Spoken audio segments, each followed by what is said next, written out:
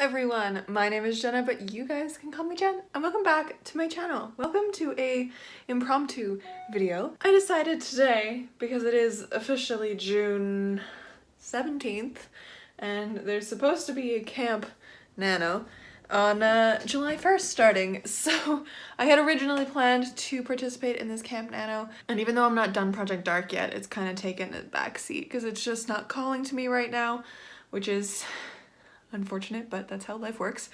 I kind of wanted to dive into the middle grade that's been sitting in my head because I think that would be a good way and a good thing to do for Camp Nano because middle grade is a lot shorter naturally. So I could, in theory, write an entire book, an entire first draft in the month. Because if I stick to that 50,000 word mark and make that my word count for the book, it's pretty close to what the end mark is, I do believe. Hold on, I have my Save the Cat with me because I am sitting at my desk watching Kate Kavanaugh videos, starting to plan this book. Potentially gonna start plotting it today, gonna see if I can really brainstorm and put it into a Save the Cat beat sheet as best as I can, because as you guys know, or if you don't know, hi, hello, I'm a plotter. Here we go. Okay, so middle grade novels, the publishing industry standard at the time of this book being written, which was, this was written in 2018. So in 2018, the publishing standard for middle grades is 40,000 to 60,000, and my aim is to be at about 50,000, I think, but the way I write, it'll be upwards of 60. I know that, but that's kind of where I'm going. And I am planning to use, as I said, the Save the Cat beat sheet. I'm also planning to use the specific, if you know anything about the Save the Cat method, is that Jessica Brody outlines 12 different story genres that your story will fall into no matter what, and it kind of outlines like what's expected of each of these story genres. And the one I believe I've picked is called Fool Triumphant, which is the victory of the underdog, which kind of follows the books of like The Princess Diaries, or Bridget Jones's Diary, and apparently Jane Eyre as well. The hero of this type of story is a fool, an overlooked underdog, whose biggest disadvantage and strength is the fact that they are constantly disregarded, usually by some type of establishment or group of people. So the other examples are Diary of a Wimpy Kid or Confessions of a Shopaholic.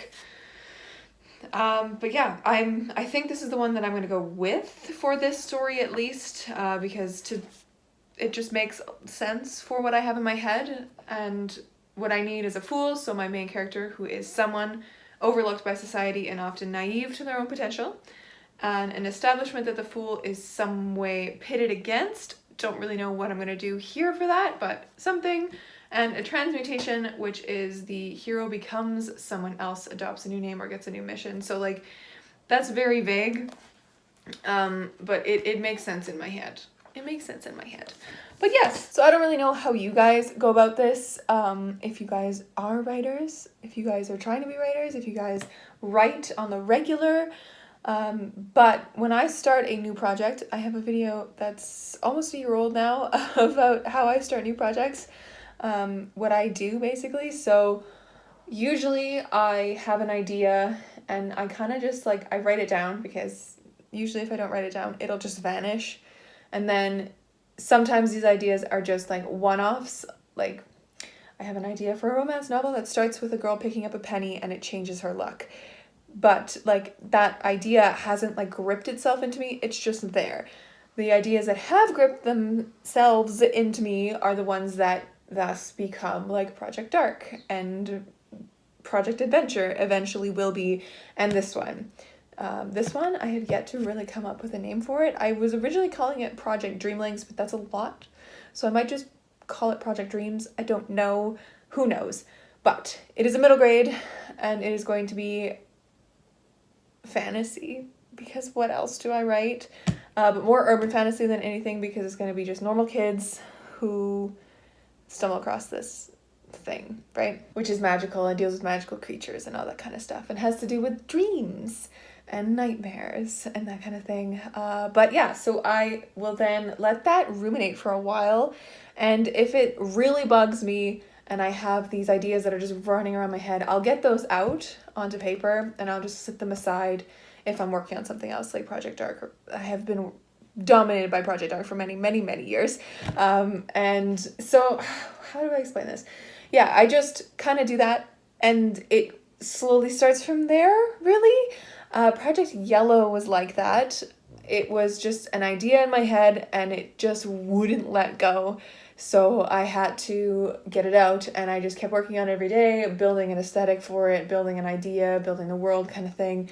And it just slowly pieced together on its own. I haven't touched Project Yellow since November. NaNoWriMo, because I wrote most of it for NaNoWriMo and because I fell out of love with the story. So eventually I'll get back to that one. But this one, I'm starting today. The plan is right now to get a cast of characters down. So I have my main character, her name is going to be Abigail. I have her best friend, I have the gang of friends that she eventually gets introduced to. I have her family, I have the neighbors, and then I'm going to have her classmates, and then like the bully and that kind of stuff. So that's the plan anyways. And then hopefully I will kind of start getting ideas to put together into a outline. That's the plan, and I don't know how much of a video this is going to be, but I'm kind of excited about just doing a random writing vlog day, maybe 2 days, probably just a day, seeing where this takes me, because I would like to get some kind of a story outline put together so that I can then work on this in July and have a middle grade started, because I've always really been fascinated by middle grade and I really would like to dabble in it more. So that's the plan. That's what I'm going to do. So let's go. So something you might be wondering is why I had a notebook in front of me. If you're new here, hi, hello. My name is Jen, or Jenna. It's up to you. I really don't mind either one. And this is a daily struggle trying to find a spot to put my phone to talk to you. So you guys might be wondering why exactly I had a notebook. If you're new here, you'll know, or if you're not new here and you've seen many of my writing videos, you'll know that I do like to write things by hand, not when I'm actually doing a full legitimate outline or like compiling everything into one document. This will eventually be up on Scrivener, but I like having notebooks. Oh, by the way, this is the notebook I've picked for this middle grade. It is adorable. I get these at HomeSense here in Canada. I have a bunch of them. This is Project Adventure, by the way. I have another one for Project Dark as well. And it's by the company called Fringe. And I've gone onto their website to see if I could find them again, because these are my favorite notebooks and they don't have them on their website, but they have them in store at HomeSense. So every time I go there, I'm always trying to find more and just like stockpiling. I have 4 now. I love it. And I'm currently in the use of 3. So I'm going to need to keep going to find them because I really enjoy them. And it's good for like brainstorming, world building, that kind of vibe. I do also, with Project Dark specifically, I have written scenes in there for times when I wanted to write by hand instead. I have like the one point when I did NaNoWriMo for Project Dark, I took notes and kept track of my writing all month in there. So it's just an overall project notebook that I use. And so far I have used exactly 1 page to maybe 2. So I've done the title page, which is literally just says Project Middle Grade. And then I have the Dreamlings, which is something that have in my head, and then by me, obviously. And then I have my cast of character page, and that's it. So I like to have things by hand. I like to have things at quick, like physical disposal to me. Don't know why. But after I get some of it out, I will then make a Scrivener file for it. I have not even really looked at how many days we have left of June. 13 days left of June. And I'm hoping to have some kind of outline so that July 1st I can start writing this book, which is scary to me, but I know that the way I wrote, the way I have been writing Project Dark is I started in year 1 of university with an idea, and I just would like think it out in my head, and I would plan it out, and I ended up planning out this whole elaborate like school system and all this kind of stuff, and then I changed it, and then I changed it again, and then I changed it again, and now I'm here 4 years later, 4 years? Almost 5 years later, and I still am working on a first draft of this freaking novel because I keep doing complete overhauls. And I don't want to do that with every book that I write because that would take so long. And I know that like I have to really ruminate with an idea before I actually get into the writing stage, but I want to change that. I want to see if I can knock out these middle grades faster than I usually do a book.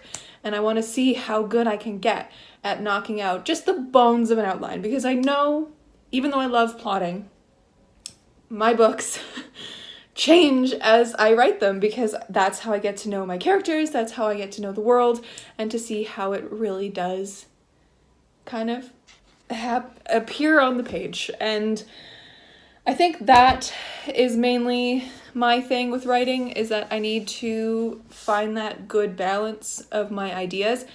My whole life, actually, when I write, I'm the kind of person that's like, it's gotta be one project at a time, which is not really how it works in the world of writing anymore, unfortunately, unless I can get that one project done really fast and then move on to the next really fast kind of thing, which as of yet I have not seen, in my own writing at least. So I would like to be able to balance multiple projects. So my plan is to get this outlined for July 1st. That is my plan for this specifically, to kind of get to know my main character Abby and to see how she works and to see really the machinations of the world and see how that can make it into a plot. And then I would love to be able to finish Project Dark sometime soon so that I can go and I can focus more on other things as well, because I have a novella that I would like to try and write. I would love to start Project Adventure, but that one I know is going to need to sit in my head longer, because today I even tried to like branch into plotting it a little bit, but I got to a point I was like, oh, this needs to sit longer in my brain. And I'm hoping that this one does not do that. It better not. Ooh. Because I am an overwriter, I need to find a happy medium where I can get the story told in a short amount of time. Because it is middle grade. It is, by industry standard, shorter. It is easier for kids to know. It is quick. It is snappy. It has to grab their attention. And I'm really excited to kind of dabble in it. And I think that even though I want to make this world super realistic and pretty lush on its own, I'm going to go at it with my adult fantasy brain and make it as good as I can make it, this world, because that's just who I am as a writer. I want to be good at world building, and I want to be good at characters. So that's the plan. I like that I'm just ranting at you right now. There's no real point to this video other than that. Yes, today I think I'm going to fiddle with Abby, my main character, a bit, to find her motivations, to see what kind of person she is. And then, of course, I have to figure out the magic of this town, because it's the town that's magical, and I am so excited about it because it's going to be a magical forest. It's going to be set in the fall time, which is wild because it is summer outside my window. I don't know if you can see. Summer. It's summer outside my window, so it's going to be fun to write. But I am going to do that, and I think I will report back before the end of this day to just chat more. This is more just me word vomiting my writing towards you. I don't know if it's interesting or not, but I like these kind of chatty videos that sometimes pop up on my feed, especially Kate Kavanaugh's videos. I like her ruminating on her own writing, so I decided to give it a try. But yes, so that's my plan for today. Currently, I have lunch in the oven, so I'm gonna go check on it. And I'll catch up with you later.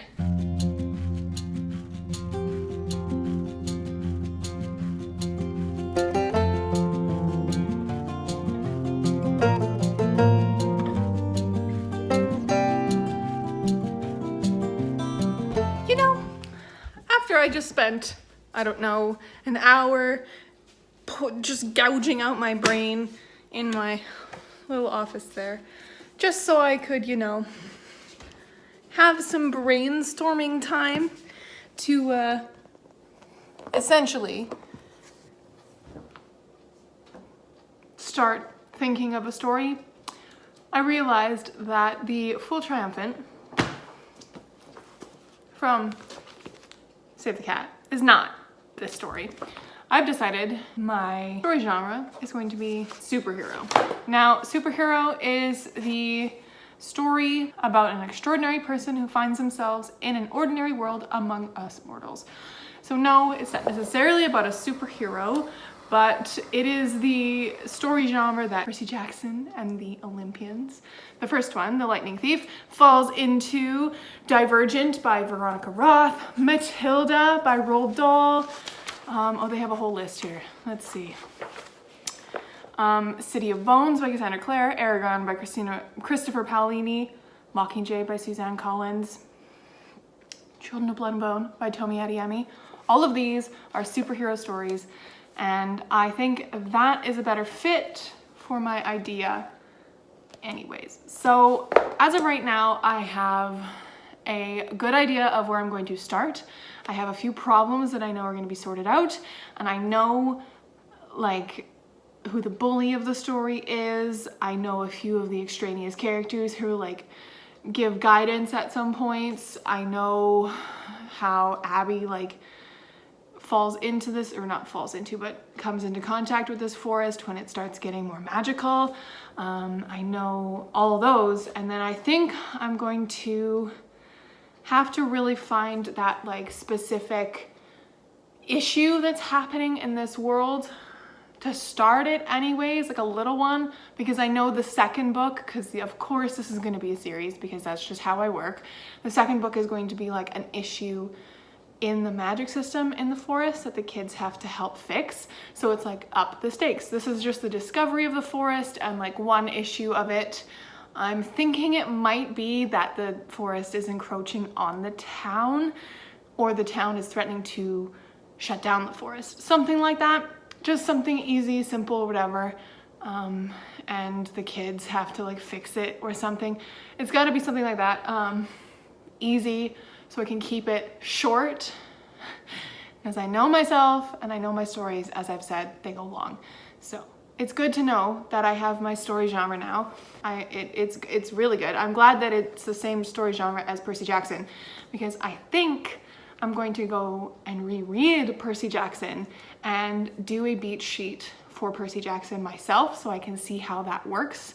I might even do that in a video, because that's really interesting to me, is to dissect the beat sheets. That's one of the best things about this book, is how many like actual stories are broken down in here that she does, that Jessica Brody does. So for example, for The Fool Triumphant, for example, she breaks down Bridget Jones's Diary, the book, and so she has it done beat by beat by beat all the way through in like detail, and then she does the cat's eye view, so like a bird's eye view of like quick summaries of each of the beats so you can see it on one page. And then she does a why does this fit, I don't know, on the page before.